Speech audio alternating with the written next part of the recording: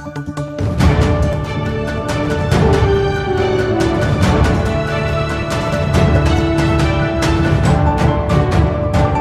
दोस्तों, मेरा नाम है प्रदीप जोदानी और आप देख रहे हैं के न्यूज, आपका अपना न्यूज। शहर की ताजा तरीन गतिविधियों के लिए हमारे न्यूज चैनल के न्यूज आपका अपना न्यूज को आप जरूर सब्सक्राइब करें। तो आइए देखते हैं आज की मुख्य खबरें।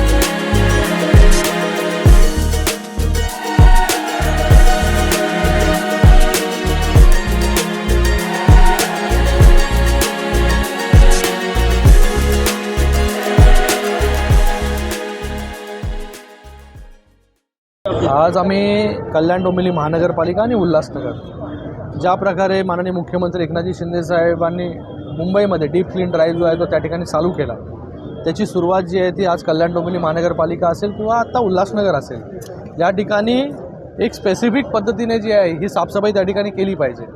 म्हणजे डिवायडर असेल, डिवायडरचं क्लिनिंग असेल, त्याच्या बाजूचा धूळ माती असेल, त्याचबरोबर फुटपाथ असेल, त्याचं फुटपाथ नीट करणं असेल, त्या फुटपाथच्या बाजूला साचणारी धूळ माती असेल.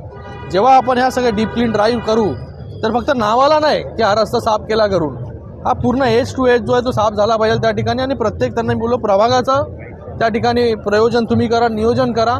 आणि त्या प्रभागामधले येणारे गटर असतील, फुटपाथ असतील, तिकडचे रस्ते असतील, रस्त्यामध्ये पॉटहोल्स असतील तर ते पॉटहोल फिल करणं असेल, ते डांबरीकरण करणं असेल, या सगळ्या गोष्टी ज्या आहेत त्या डीप क्लिनिंगमध्ये त्या ठिकाणी केल्या पाहिजे. रस्ता साफ झाल्यानंतर एकदा तो वॉश झाला पाहिजे. आणि हा असा जर रस्ता, आता समजा आज कल्याण बदलापूर रस्ता आपण करतोय साफसफाई, तर महिन्यातून जो आहे हा प्रत्येक रस्ता जो आहे तो पूर्ण एज टू एज त्याची सफाई झाली पाहिजे. असं नियोजन जे आहे त्या ठिकाणी केलं पाहिजे. मॅन्युअली आपण करतोय, पण त्याच्याबरोबर जे आहे हे मशीन पद्धतीने पण त्याच्यामध्ये जास्तीत जास्त मशिनरी त्याच्यामध्ये इन्व्हॉल्व केली पाहिजे, जेणेकरून कमी वेळेमध्ये जास्त रस्ते जे आहेत ते त्या ठिकाणी साफ होतील. तर त्याचं नियोजन जे आहे ते आयुक्त महोदय त्या ठिकाणी करतायत. आणि आम्ही एक कल्याण डोंबिवलीमध्ये जे आहे ते पॉवर स्वीपर आणि व्हॅक्यूम स्वीपर रस्ता डिवायडर एकत्र साफ होत होतो. त्यात धूळ माती असेल, घाण झालेले डिवायडर असतील, घाण झालेले रस्ते असतील, हे पूर्णपणे सक्शनच्या पद्धतीने पाणी मारून जे आहे ते रस्ते साफ होतात त्या मशिनरीने. त्या पण मशीन जे आहेत ते मी त्यांना डेमो सांगितलं आहे, तुम्ही बघा तो कल्याण डोंबिवलीमध्ये.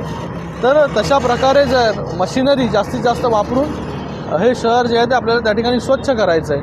आणि मला वाटतं आजपासून त्याची सुरुवात जी आहे किंवा नियोजन जे आहे ते त्या ठिकाणी आयुक्त महोदय करतील.